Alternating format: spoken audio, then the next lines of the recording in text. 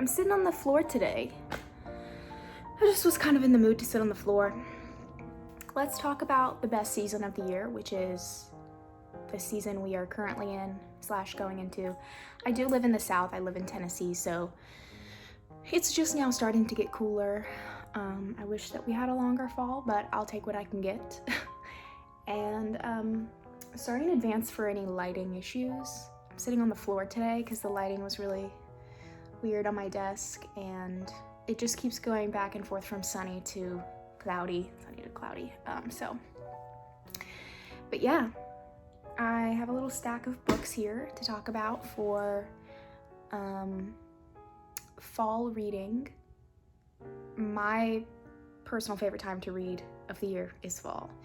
I will say last year I did a very specific and planned out October TBR. Just personally, I didn't have YouTube then. And I hated it. I truly hated it.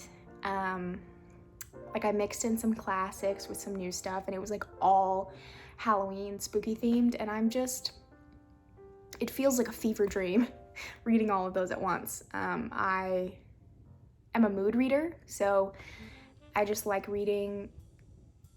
I'll have a tentative TBR, but I like reading depending on what I'm feeling. So I am not doing that this year. And I'm just gonna show you, the books I'm gonna show you today are books that I have read, so that I can give you a clear recommendation. I'm not doing any sort of TBR. Let's start with the most beautiful cover that I own. My first edition of Practical Magic by Alice Hoffman. I'm sure everyone is familiar with the movie Practical Magic with Sandra Bullock and Nicole Kidman. It's an October classic. I mean, The Craft, Practical Magic, Hocus Pocus, those are the witch movies that you watch during October and spooky season. But if you didn't know, the movie Practical Magic is based on this book by Alice Hoffman, who is one of my favorite writers, actually. I've read several of her books at this point, and she's just so phenomenal. She has the ability to paint such a vivid picture, and I think that's why Practical Magic, the movie, was such a cult classic at this point, because it has such a specific picture and vibe. But the book is a little bit different. So if you don't know, it's about two sisters, Jillian and Sally. They're brought up by their aunts, and they're both very different. So one of them is collected, kind of type A, and the other is more of a free spirit. And it's just about their relationship and their circumstances over several years. The book actually covers a lot more than the movie does, and is a little bit different. I really like the movie. I saw the movie first. The book is good, but it's definitely different. I kind of treat them like different stories. But I think the fact that Hoffman was able to create this world that was able to kind of be plucked a little bit from and put into this movie was really, really cool, and definitely a talent. So this book is good, and I would recommend it. I love reading stories about witches, and I love reading stories about sisters, because I never had a sister, and I would have loved to have a sister. So yeah, that's Practical Magic. Next, we'll go for another book of the same size. Let's talk about Leave the World Behind by Rumaan. I read this last October, I think, and this was one of my favorite reads of last year. I loved this book. I loved it. I read it in one day, basically one sitting. If you want to know how much of a psychopath I am, I have a little pocket in some of my books when I get the New York Times book review and there's a review of the book.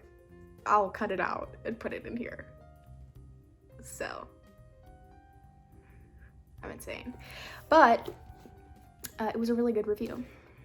This is about a family who takes a vacation to an Airbnb, kind of a remote Airbnb outside of the city. I believe it's New York.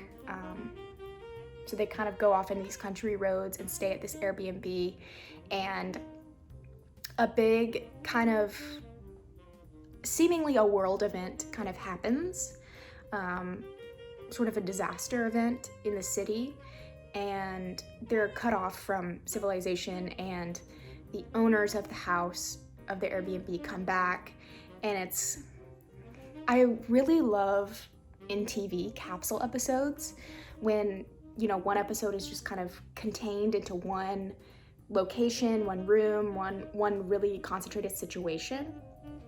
And that's how this book felt. It just felt like a very zoomed in look at this family and their interactions with these people that they don't know, but they're staying in their house. I think that's a really unusual dynamic that you don't really have to deal with often.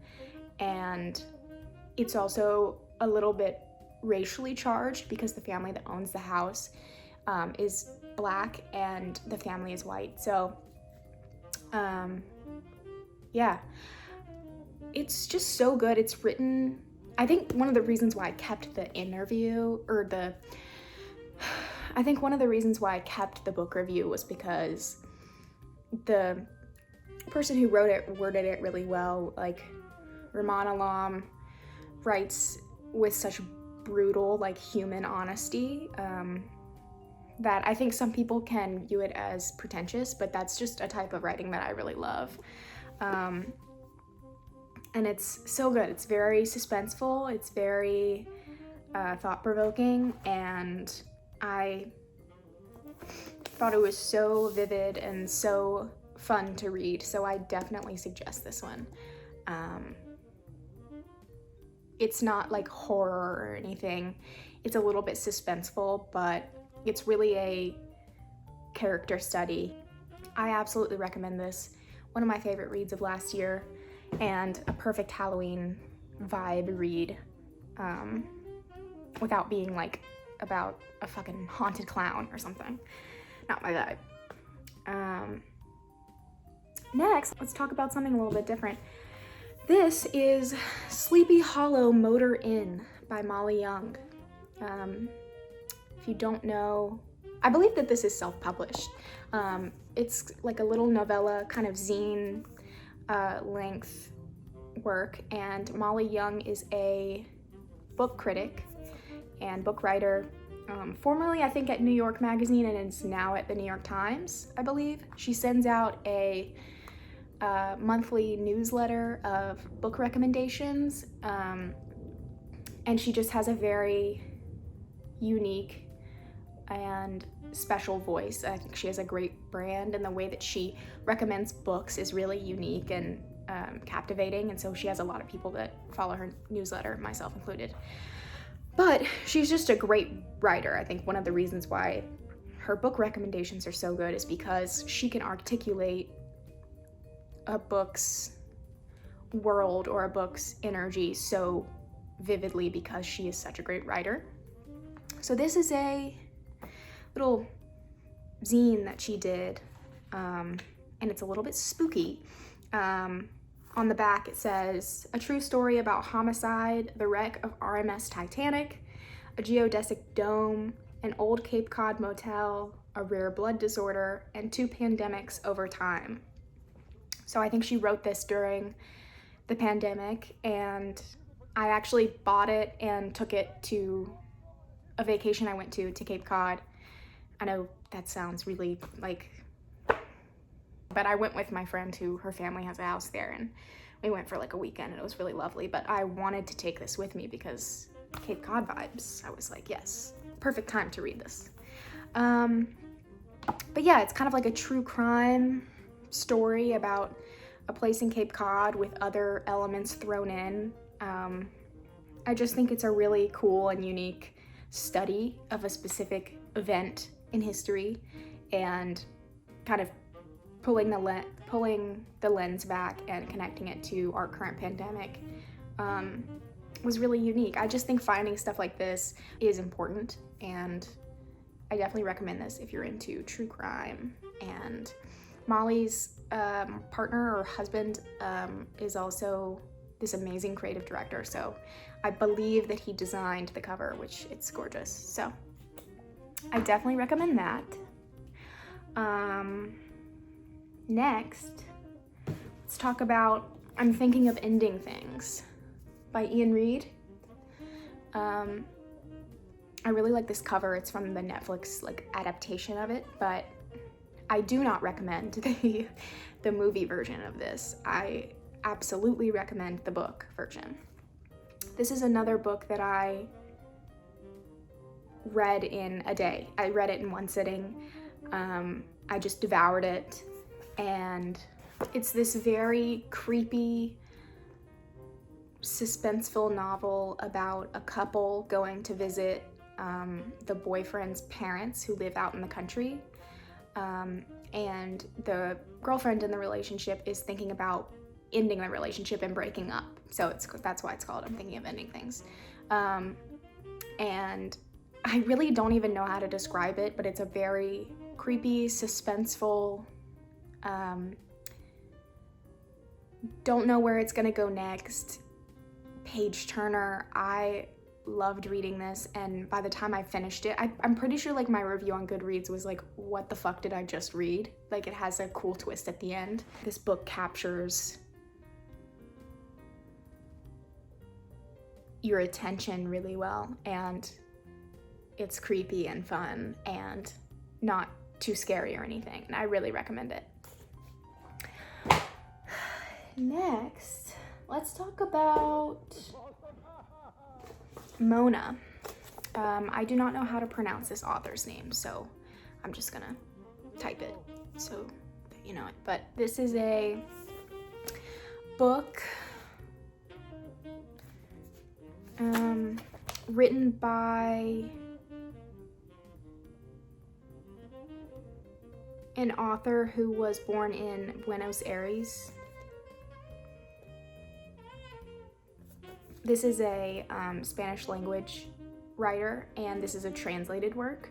So there's an author and a translator.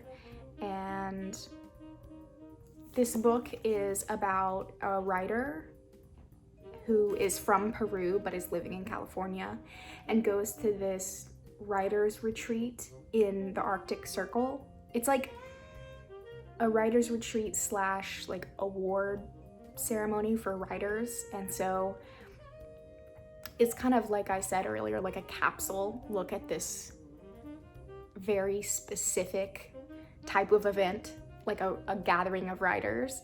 I think it has a really satirical dialogue on how writers act and how they're pretentious, and just the way their conversations work is just so different than just a normal human being. And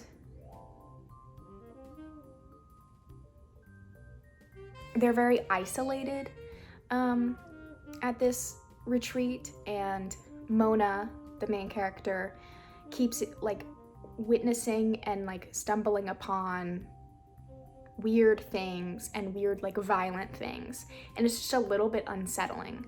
I wouldn't say that it's suspenseful, but it's unsettling and enthralling, and I didn't want to put it down.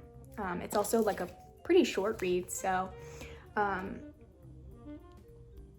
definitely think there's a twist at the end, and it's really just fun. And I picked this up because of the cover, and I ended up loving the story so much, and I love reading translated works. Yeah, that's everything. Sorry if this video is kind of long. I might cut some things out, but it is the best time of the year, and I made a playlist. I'll link it down below. Making playlists is one of the great joys of my life, and so I made a fall playlist. Been jamming. Be kind to yourself. Have a great week. Don't let anyone tell you what to do. you.